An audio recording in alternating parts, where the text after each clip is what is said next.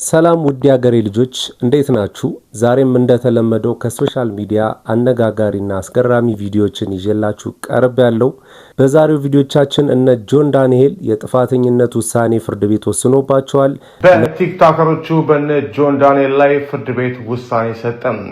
በእስር ቤት የወለደችው የሊዲያ ነጻነት ጥፋተኛ ተባለች። እነ ጆን ዳንኤል ናዮ ድጋሚ ልትታሰር ነው። በሌላ ቪዲዮ ደግሞ አንዲት እህታችን በወንድሟ ተደፍራ በጣም በግፍ እየኖረች ያለች እህታችን አለች። ድረሱልኝ እያለች ነው። ልጅ 26 ዓመት ጨርሶ የ27 ዓመት ልጅ ኦቲዝም ልጅ እንዳለ ልጅና እኔ ላይ ጥቃት እየደረሰብን እንዳለ ጥቃቱን የሚያደርስብን አንደኛ የቤቱ ትልቅ ነኝ የሚል ወንድም፣ ሁለተኛ ነገር የተወለደው ልጅ የወንድማቸው ልጅ ቤት ውስጥ ያለ የወንድም ልጅ ነው ማሳድገው የደፈረኝ የወንድሜ ነው። እነዚህን የመሳሰሉ ቪዲዮዎች ይዤላችሁ ቀርብ ያለው። ለዚህ ቻናል አዲስ ከሆናችሁ ላይክ፣ ሼር፣ ሰብስክራይብ በማድረግ ይሄን ጨዋ ፋሚሊ መቀላቀል ትችላላችሁ። ሐሳብ አስተያየቶቻችሁን ኮሜንት ሴክሽን ላይ በጨዋ ደንብ ስጡኝ። እንደተለመደው ማይ ፋሚሊ ይሄን ቪዲዮ ላይክ አድርገን እንጀምራለን። ወደ ቪዲዮ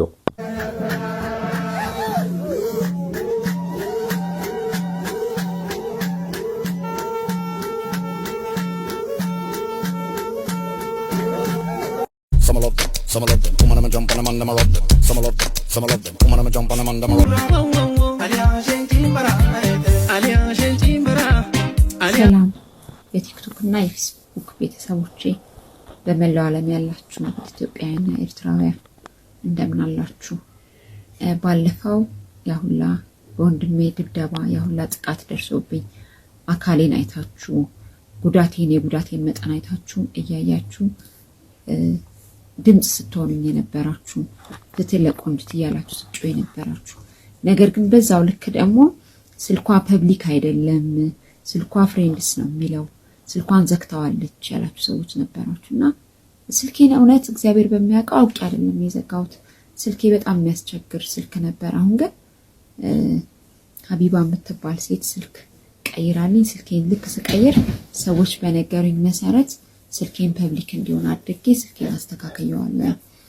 እና ምንድነው ያለው ነገር ልጅ 26 ዓመት ጨርሶ የ27 ዓመት ልጅ ኦቲዝም ልጅ እንዳለ ልጅና እኔ ላይ ጥቃት እየደረሰብን እንዳለ ጥቃቱን የሚያደርስብን አንደኛ የቤቱ ትልቅ ነኝ የሚል ወንድም፣ ሁለተኛ ነገር የተወለደው ልጅ የወንድማቸው ልጅ ቤት ውስጥ ያለ የወንድም ልጅ ነው ማሳድገው የደፈረኝ የወንድሜ ነው። የወንድሜ ልጅ ነው እያሳደግኩ ያለሁት። ነገር ግን በቃ ጥቃቱ ከልጅነት ጀምሮ እኔም ላይ ልጅም ላይ የደረሰ ዛቻ፣ ማስፈራራት፣ ገላለው ማለት አሁንም ይሄ ነገር አልቆመም። አሁን የመጨረሻው ዲሲሽን ምንድነው? ዛሬ ላይ ራሱ የሰማሁት ምንድነው? ወይ እሷን እንገላለን ወይ ልጇን እንገላለን፣ ወይ እሷ መሞት አለባት ወይ ልጁ መሞት አለበት እየተባለ ነው። ነገር ግን ባለፈው በሰራውላችሁ ቪዲዮ ያኔ እንደዛ አይነት አካላዊ ጉዳት አድርሶብኝ አንደኛ ክህደት ፈጽሟል፣ ሁለተኛ ነገር ደግሞ እንደዚህ አላደረኳትም ብሎ ነበር። አባቴ ምንድነው ያደረገው? እኔ ቤት ውስጥ ነው የሚኖሩት ሁለቱም ጥግተው ነው እኔ ጋር ያሉት። እርቅ ካልተፈጸመ አይሆንም ብለው እኔ እርቅ አይደለም የምፈልገው እንዲወጣ ነበር የፈለጉት። ፈርሜ ወጥቷል። ነገር ግን ይወጣው ብየዋለሁ ለፖሊስ ይወጣው እኔ አባት እንዲወጣ ስለፈለገ እንጂ ሁለተኛ እኔም ጥገኛው እዛ ስለምኖር እኔ ላይ ጥቃት እንዳይደርስ ነው እንጂ እንዲወጣ ያደረኩት እኔ የጉን ጉዳይ ቀጥላለሁ ብዬ ነበር።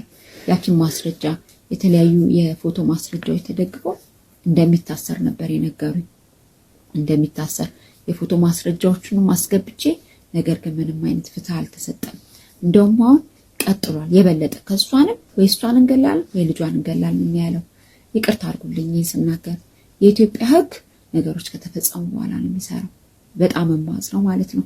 ብዙ ጊዜ አስተውላችሁ ከሆነ ኢትዮጵያ ላይ ሴቶች ጥቃት ይደርስባቸዋል። በመላው ዓለም ሴቶች ጥቃት ይደርስባቸዋል። ምን አይነት ጥቃት? ዛቻ፣ ማስፈራራት፣ ዱላ፣ መታነቅ፣ የተለያዩ ነገሮች ይደርስባቸዋል። መጀመሪያ ግን ህግጋ ከአካል ጋር ሄደው ሲያሳውቁ ያ ሰው ወይ ይቀጣል ወይ ይታሰራል ምናምን ነው የሚደረገው። ያ ደግሞ ምን እንዲሆን ያደርጋቸዋል? ምንም እንደማይፈጠርባቸው ስለማያውቁ ሴቶቹን ከማጥቃት አልፎ ወደ መግደል ይደርሳሉ። እኔም እየደረሰብኝ ያለው ነገር ይሄ ነው። ልጅ 27ኛ ዓመት ሆኖታል። 27 ዓመት ሙሉ ለልጅ ስል ታግሻለሁ። አሁን ረጅም ዓመት ከ40 ዓመት በላይ ነው ይሄ ነገር ሲፈጸምብኝ የኖረው። የቤተሰብ ሰላም ለቤተሰብ ክብር ስል ብዙ ነገር አልፌ ነበር። አሁን ግን ያለው ነገር ያስፈራል፣ ከባድ ነው። ሴቶችና ህፃናት ጉዳይን ይዞታል። ሴቶችና ህፃናት እንደሚከራከርልኝ የሚያስፈልገውን ነገር ገና ጠበቃ ቀጥሮ እንደሚከራከርልኝ ነግረውኛል። ግን ገና ነው፣ በሂደት ላይ ነው ያለው። ጉዳዩ በሂደት ላይ ስለሆነ ምንም ነገር ልላችሁ አልችልም። ህግ የያዘው ነገር ዛሬ ተጀምሮ ነገ የሚያልቅ ነገር አይደለም። ነገር ግን ምንድነው ልላችሁ የምችለው ነገር እኔም ልጄም አደጋ ላይ እንዳለን ነው። ወይ እኔ እሞታለሁ ወይ ልጄ ይሞታል። እየሰማሁት ያለሁትም ነገር ወይ እሷን እንገላለን ወይ ልጁን እንገላለን። ከሁለት አንዳቸው መሞት አለባቸው እያሉ ነው ያሉት። እኔ አንድ ነኝ፣ እነሱ ብዙ ናቸው።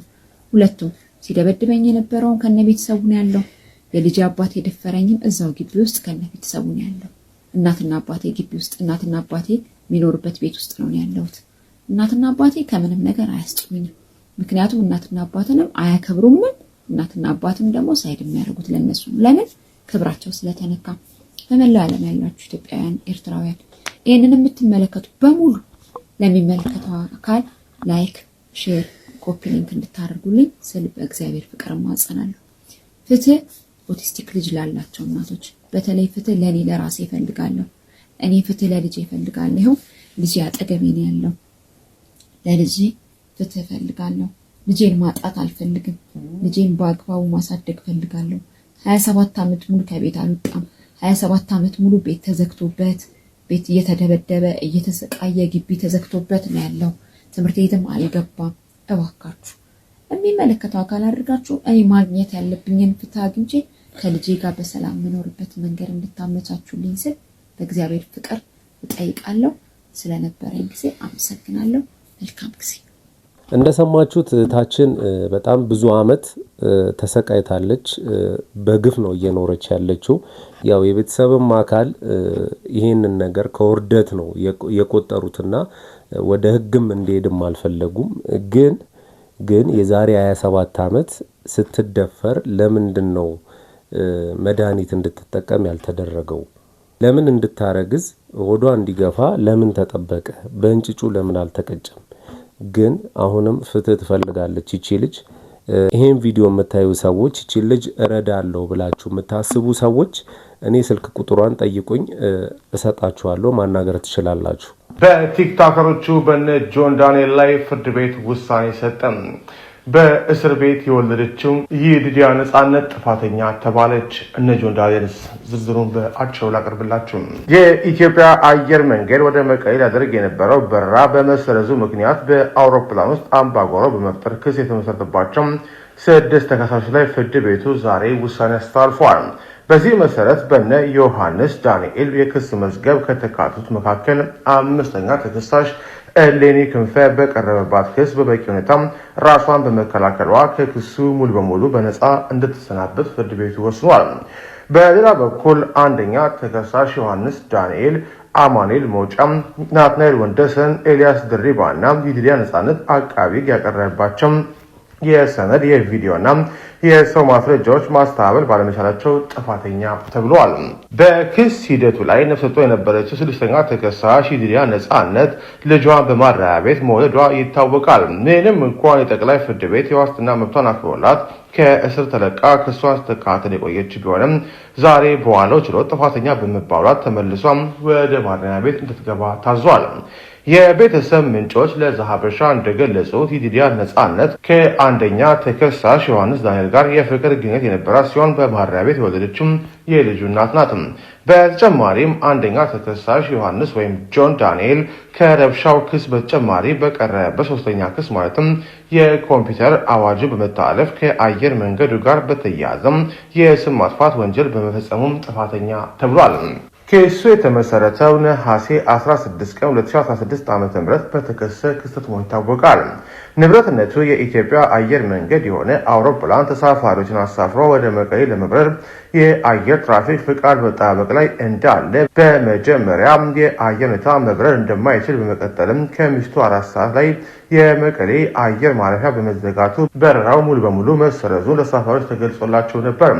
ተከሳሾቹ ይሄን የአየር መንገዱን ውሳኔ ባለመቀበል በአውሮፕላን ውስጥ አምባጓሮ በመፍጠር ረብሻ አስነስተዋል በሚል አቃቤ ክስ መስቶባቸው ጉዳያቸው በፍርድ ቤት ተቆይቷል። ፍርድ ቤቱ ጥፋተኛ በተባሉት 5 ተከሳሾች ላይ አቃቤ የቅጣት አስተያየቱን፣ የተከሳሽ ጠበቆች ደግሞ የቅጣት ማቅለያቸውን እንዲያቀርቡ ለህዳር 18 ቀን 2018 ቀጠሮ መስጠቱን የፍርድ ቤት ዘጋቢዎቻችን ገልጸዋል።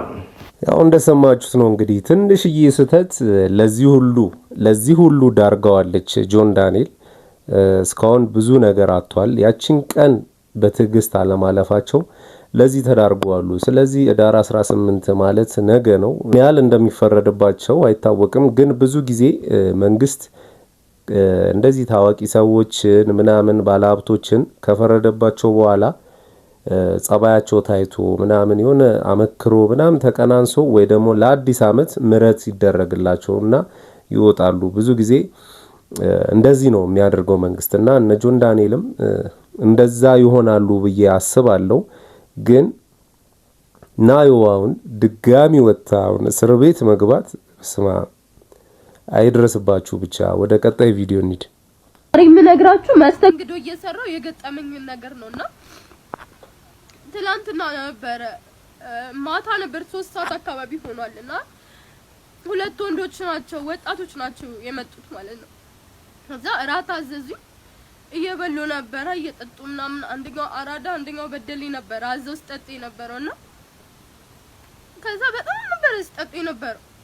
ከዛ 5 ሰዓት ሆነ 5 ሰዓት ላይ ማለት 5 ሰዓት አልሆነም 5 ሰዓት ሩብ ጉዳይ ነው። ግን ያው ሂሳብ እስኪሰራ ምናምን ከስተመሮች ላይ እስከምቀበል ምናምን 5 ሰዓት ይሆናል እና 5 ሰዓት ላይ ቤቱ ስለሚዘጋ ሁሉንም ሂሳብ ተቀበልኩኝ ማለት ነው። እና እነሱ ስጠይቃቸው እነሱ ጋር ደርሼ ወደዛ ዞር በይኛ እስከ 9 ሰዓትም ቢሆን እንጠጣለን አያገባሽም ምናምን አለኝ ማለት ነው አንደኛው።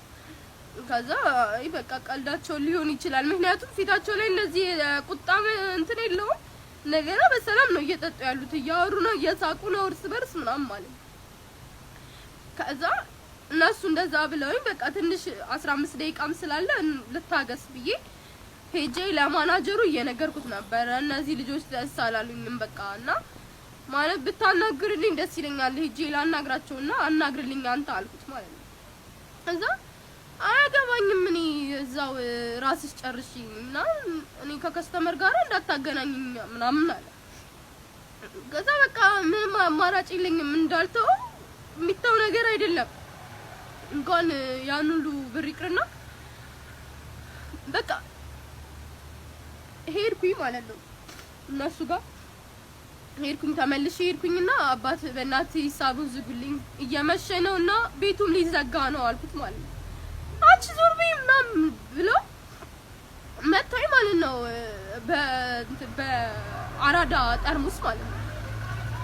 ከዛ ሲጋ እንቅላቴ ላይ ነው ወላይ መታኝ ማለት ነው። ከዛ ወደኩኝ እኔ ራሴ ስቼ ነበረ ስነቃ ሰዓት የሆነ 6 ሰዓት ምናምን ሊሆን ነበረ ሰዓቱ ራሱ ማለት ነው። ከዛ ማንም እንደነሱ ምንሆንሽ ምናምን ያለኝ ሰው የለም። በቃ እነሱ ሂሳብ ሳይከፍሉ ምናምን ሄደዋል። ማንም የጠየቃቸው ሰው የለም።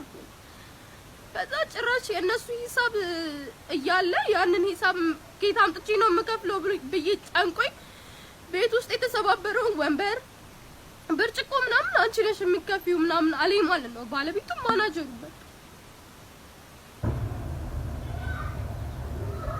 እነዚህ እኮ ወንዶች አይደሉም። እውነት እኔ እንደ ወንድ አልቆጥራቸውም። ወንድ አገረዶች ናቸው። ከነሱ ይባስ ደግሞ የባለቤቱ መጀመሪያ አላናገርም አለ። ኦኬ መጨረሻ ላይ ደግሞ እሷ ያልሰባበረችውን ነገር